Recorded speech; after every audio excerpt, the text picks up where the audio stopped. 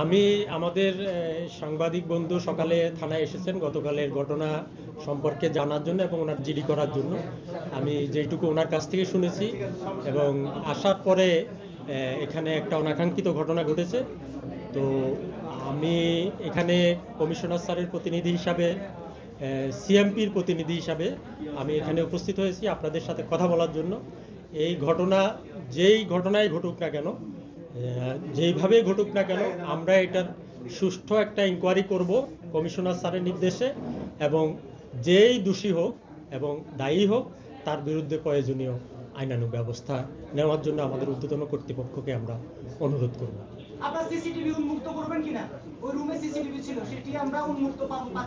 আমরা অবশ্যই যখন ইনকোয়ারি করব এই ঘটনার সাথে যারা জড়িত বা এখানে যারা উপস্থিত ছিলেন এবং সিসি ক্যামেরায় বা অন্য কোনো মাধ্যমে যদি কোনো তথ্য আসে আমরা সেই তথ্য অবশ্যই নিব।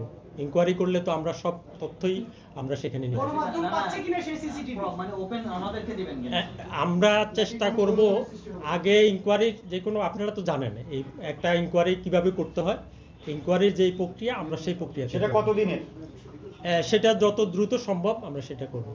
আচ্ছা, গণমাধ্যম কর্মীদের উপরে পুলিশ সদস্যরা সরাসরি আঘাত করতে পারে কিনা বা গায়ে হাত দিতে পারে কিনা? এটা কারোর উপরেই পারে না। একটা প্রশ্ন হচ্ছে যে ক্যামেরা প্রবেশ থানায়, আপনারা যে বারবার বলা হচ্ছে, বিবৃতি দিয়ে বলা হচ্ছে যে কোনোভাবে থানায় ক্যামেরা ঢুকতে পারবে না, এই ধরনের কোনো আইন আপনাদের কাছে আছে কিনা ধারাটা সহ উল্লেখ করে আমাদেরকে বলবেন। কোথায় ক্যামেরা প্রবেশ করতে পারবে না সেই তালিকাটা আপনাদের কাছে আছে কিনা? আমাদের কার্যক্রম সম্পর্কে গণমাধ্যমকে আমরা সবসময় ইনভাইট করি। আমাদের কাজগুলো বিশেষ করে অপরাধীদের বিরুদ্ধে আমাদের যে কার্যক্রম এইটা তো আপনারাই প্রচার করবেন, আমরা এটাকে ওয়েলকাম করি সবসময়। কোনোভাবেই থানায় কেন, বাংলাদেশের কোনো জায়গায় রেস্ট্রিক্টেড এলাকা ছাড়া, সরকার নিষিদ্ধ এলাকা ছাড়া কোথাও ক্যামেরা আসা যাওয়া কোনো নিষিদ্ধ নাই। এটা আমরা তো রাস্তায়ও আপনারা আমার বক্তব্য নেন, আমাদের অফিসে নেন, যে কোনো জায়গায় নিতে পারেন, কিন্তু এইটা যে ঘটনাটা ঘটছে এটা সম্পূর্ণভাবে অনাকাঙ্ক্ষিত আমি মনে করি। এইটার প্রতিকার কিভাবে করা যায় ভবিষ্যতে যাতে এই ধরনের ঘটনা না ঘটে সেটারও আমরা ব্যবস্থা নেব।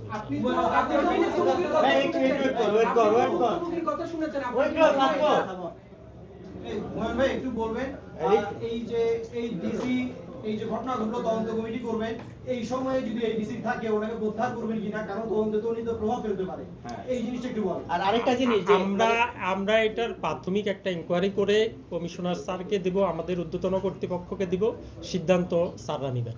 আর আরেকটা বিষয় ওটার সাথে একটু প্রাসঙ্গিক হিসেবে আমি বলি, সেটা হচ্ছে আমরা তো জানি কারোর বিরুদ্ধে অভিযোগ আসলে তাৎক্ষণিকভাবে একটা ব্যবস্থা নিয়ে তারপরে তদন্তের এই বিষয়গুলো, সেক্ষেত্রে আসলে এখানে এই ধরনের ব্যবস্থা নিচ্ছেন কিনা আপনারা? তাৎক্ষণিক আমরা তো, কারণ আপনি যখন তদন্তে যাবেন, আপনি এই থানায় যখন আসবেন, থানা সবাই তার অধীনস্থ, আমার উপরের কর্মকর্তার বিরুদ্ধে কথা বলতে কিন্তু আমার চিন্তা করে কথা বলতে হবে। সেই জায়গায় আপনার তদন্ত কার্যক্রমটা স্বচ্ছ রাখার জন্য আপনারা কি ব্যবস্থা নিচ্ছেন?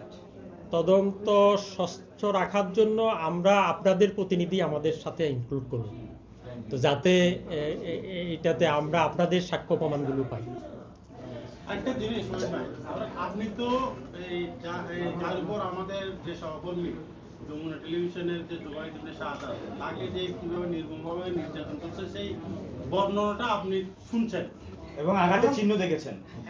সেই বর্ণনাটা যিনি মারছেন তার সামনে, আমির ইসলাম সাহেব উপকমিশনার, তার সামনে সেই বর্ণনাটা দিয়েছেন।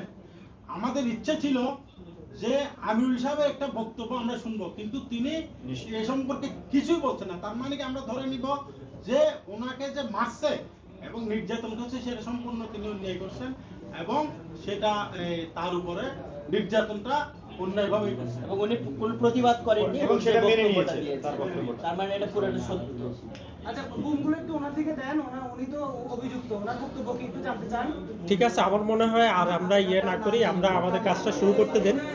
আপনারা দয়া করে। একটা কথা হচ্ছে, সাংবাদিকদের উপর কিন্তু এরকম হামলা বারংবার হচ্ছে।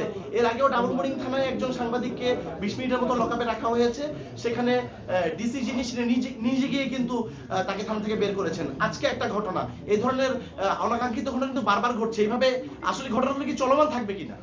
অবশ্যই না, আমরা এটা চেষ্টা করব যাতে এই ধরনের ঘটনা আর একটিও সিএমপিতে না ঘটে।